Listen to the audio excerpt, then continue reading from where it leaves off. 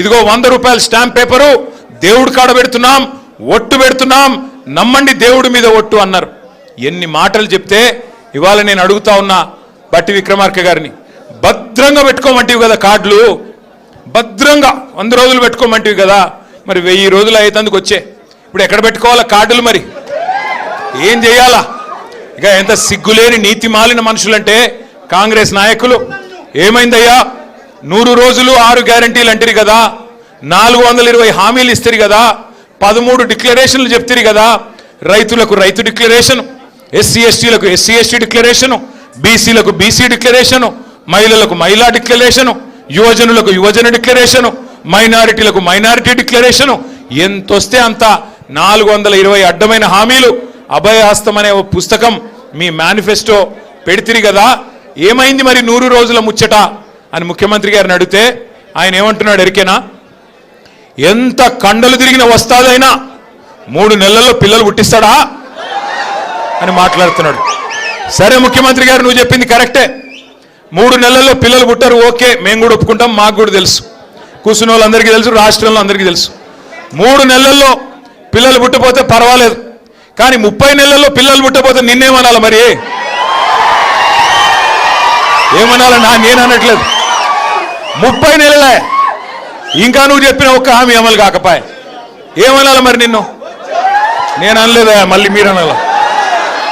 నేనేమంటున్నా అంటే, మాటలేమో ఆకాశాన్ని అంటే మాటలు డైలాగులు, సినిమా డైలాగులు చూస్తే మరి కింద పనేమో ఏమీ లేదు, హల్లికి హల్లి, సున్నకు సున్నా. ఇక మీ ఉత్తమ్ కుమార్ రెడ్డి గారు ఉన్నారు, 6.5 ఫీట్లో 7 ఫీట్లో ఉన్నాడు, ఏమి లాభం? ఆ కృష్ణా నీళ్లు తాగి బాగానే పెరిగిండు వాటంగా, కానీ ఏమి చేసిందేమి? అప్పట్లో డైలాగ్ కొట్టినాడు ఉత్తమ్ కుమార్ రెడ్డి, మీకు యాదికుండాలా? ఏమన్నాడు? నేను కేసీఆర్ని దించేదాకా గడ్డమే దియ్య అన్నాడు. నేను అప్పుడే చెప్పిన, గడ్డం పెంచుకుంటే సన్నాసుల్లో కలిసిపోతావు, ఏమి కాదు నీతోనని. ఈరోజు ఏదో అబద్ధపు మాటలు చెప్పి ఇష్టం వచ్చినట్టు హామీలు ఇచ్చి అడ్డగోలుగా ప్రజల్ని భ్రమంలో పెట్టి తప్పిదారిన భాగ్యలక్ష్మి బంపడ్రా మాదిరిగా జాక్పాట్ కొట్టారు తప్ప మిమ్మల్ని నమ్మి జనాలు ఎవరు నిజాయితీగా ఓట్లు వేయలేదు, మోసపోయారు. ఇది వాస్తవం, నేను చెప్పట్లా. వాళ్ళ గ్రామాల్లో ఏ రైతునన్నా అడగండి, ఏ రైతు బిడ్డనైనా అడగండి, వాళ్ళే చెప్తున్నారు కాంగ్రెస్కు ఓటేసి తప్పు జరిగింది, తప్పు చేసినాము అని నల్గొండ జిల్లాలోని రైతన్నలు స్వయంగా వాళ్ళ నోటితో వారే చెప్తున్నారు తప్ప ఇది నా మాట కాదు. అట్లే ఇంకొక మాట నేను మీకు గుర్తు చేస్తా ఉన్నా. కాంగ్రెస్ పార్టీ నల్గొండ జిల్లాకి, ఉమ్మడి ఆంధ్రప్రదేశ్కి, ఈ దేశానికి దాదాపు 60 ఏళ్ల పాటు నాయకత్వం వహించింది. ఇటు రాష్ట్రంలో అటు కేంద్రంలో కాంగ్రెస్ పార్టీ ఉండే. 55-60 ఏళ్ళు నాయకత్వం వహించిన కాంగ్రెస్ పార్టీ 2014కు పూర్వం ఏం చేసిందయ్యా నల్గొండకి అంటే, ఒకవైపు మూసి నిండా మురికి నింపి ఒకవైపు గబ్బు లేపింది, మరొక వైపు మీ నల్గొండ జిల్లాలో దేవరకొండ కావచ్చు, మునుగోడు కావచ్చు, ఇంకా ఇతర ప్రాంతాలు కావచ్చు, మొత్తం ఫ్లోరోసిస్తో అస్తవ్యస్తం అయిపోయి దగ్గర లక్షలాది మంది మన పిల్లలు జీవోత్సవాల మాదిరిగా బొక్కల్లో మూలుగు చచ్చిపోయి చివరికి కాళ్ళు చేతులు వంకరగా పుట్టే ఒక దుస్థితి తీసుకొచ్చింది కాంగ్రెస్ పార్టీ.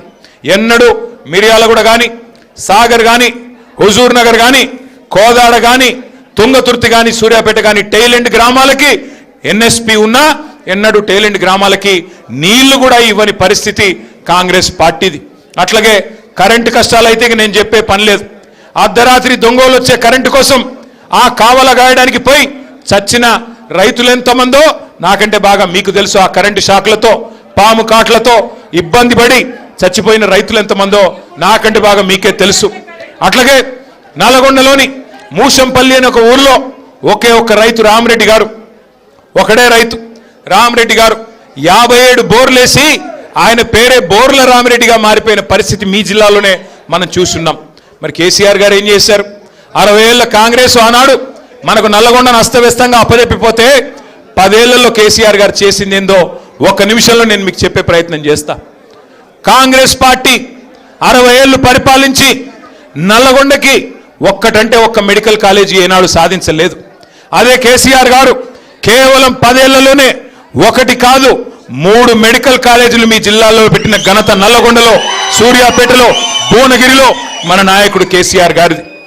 యాదగిరి లక్ష్మీ నరసింహస్వామి మీ అందరికీ కూడా, అంటే మీ దగ్గర కొద్దిగా జాన్పాడు పోతారు ఎక్కువ సైదులు అంతే కదా, దర్గాకు పోతారు. కానీ అటు పక్కన భువనగిరి ఆలేరు కాడికి పోతే మొత్తం యాదగిరి లక్ష్మీ నరసింహస్వామి ఆరాధ్య దైవం లక్షలాది మందికి.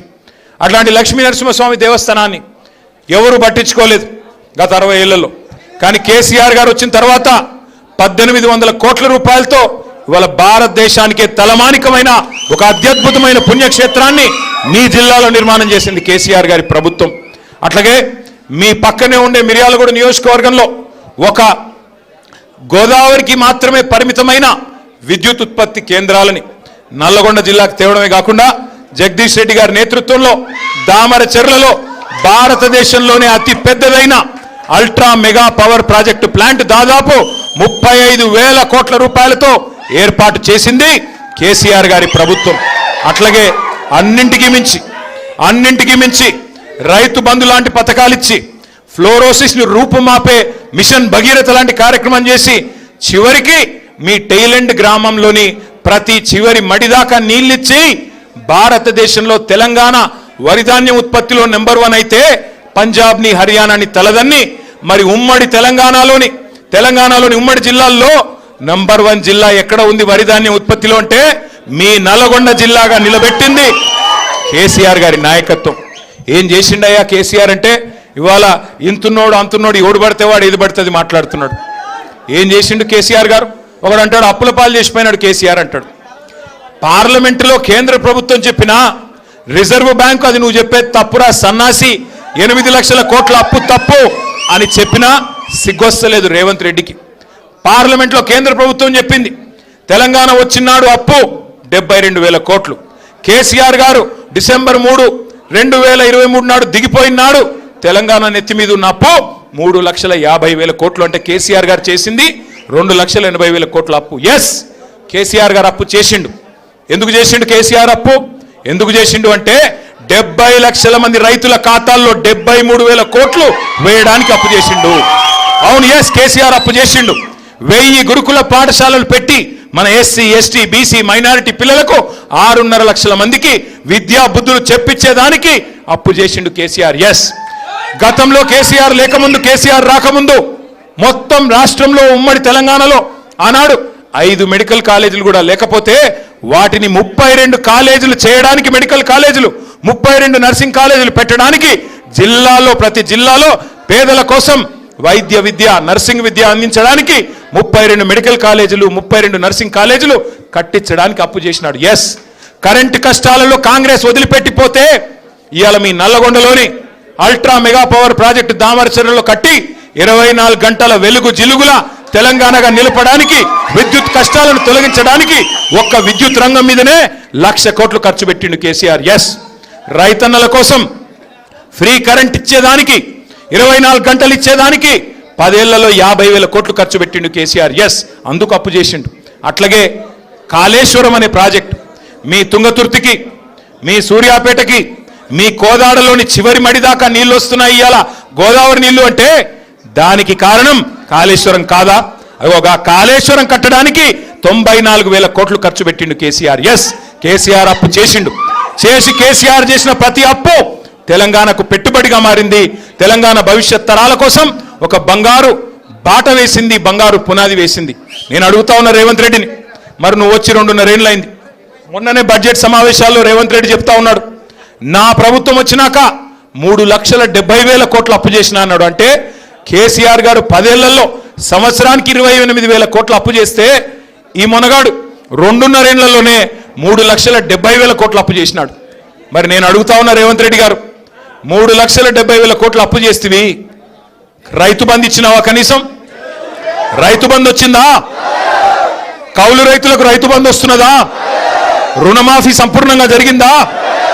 పెన్షన్ 4,000 అయ్యిందా? అత్తలకు 4,000, కోడలకు 2,500 వస్తుందా? తులం బంగారం వస్తుందా? స్కూటీలు వస్తున్నాయా? విద్యా భరోసా కార్డులు వచ్చినాయా? 10వ తరగతి పాస్ అయితే 10,000 రూపాయలు వచ్చిందా? 12వ తరగతి పాస్ అయితే 15,000 రూపాయలు వచ్చిందా? డిగ్రీ పాస్ అయితే 1,00,000 అన్నాడు వచ్చిందా? పీజీ పాస్ అయితే 5 లక్షలు అన్నాడు వచ్చిందా? మరి ఏం బీకినావని అడుగుతా ఉన్నా. ఏంది నువ్వు చేసింది? 2.5 ఏళ్లలో? ఢిల్లీకి మూటలు మోయడం తప్ప మొన్న అంటున్నాడు రేవంత్ రెడ్డి గారు, నేను మారిన మనిషిని అంటున్నాడు. నేను మారిన మనిషిని. అవును, మారావు. తెలంగాణ రాకముందేమో, తెలంగాణ వచ్చిన కొత్తలో టీడీపీలో ఉన్నప్పుడేమో 50 లక్షలు మోసేటోడు బ్యాగులో, ఇప్పుడు 1000 కోట్లు మోస్తున్నాడు. అంతే తేడా. మారింది ఏంటి అంటే బ్యాగు మారింది, మనిషి వాడే, బ్యాగు మాత్రం మారింది. అట్లాగే ఈ మధ్యన ఇంకో డైలాగ్ కొడుతున్నాడు. ఈయనంట కర్ణుడు లాంటోడంట రేవంత్ రెడ్డి లాడు. కరెక్టరా నాయన, నువ్వు కర్ణుడువే.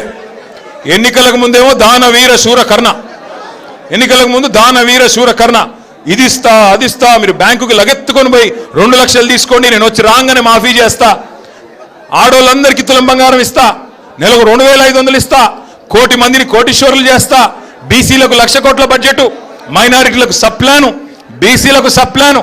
ఎలక్షన్లకు ముందు దానవీర శూర కర్ణ, ఎలక్షన్లు అయిపోయినాక కుంభకర్ణ. దున్నపోతులాగా నిద్రపోవడం తప్ప, ఢిల్లీకి ట్రిప్పులు వేయడం, ఎక్కే విమానం దిగే విమానం తప్ప ఏంది నువ్వు చేసింది? అందుకే ఉత్తమ్ కుమార్ రెడ్డి, రేవంత్ రెడ్డి వాళ్ళిద్దరికీ తెలుసు, ఎన్నిక ఎప్పుడొచ్చినా వీపు చింతపండు అవుతుంది తెలంగాణ ప్రజల చేతుల్లోనే మాట తెలుసు. అందుకే ఇవాళ రకరకాల కుట్రలు చేస్తూ ఉన్నారు, రకరకాల ఎత్తుగడలు, రకరకాల కుటిల ప్రయత్నాలు. ఎన్ని చేసినా ఒకటి మాత్రం పక్కా, ఈసారి వచ్చే శాసనసభ ఎన్నికలు సాధారణ ఎన్నికలు కాదు. వచ్చే శాసనసభ ఎన్నికలు కేసీఆర్ని తిరిగి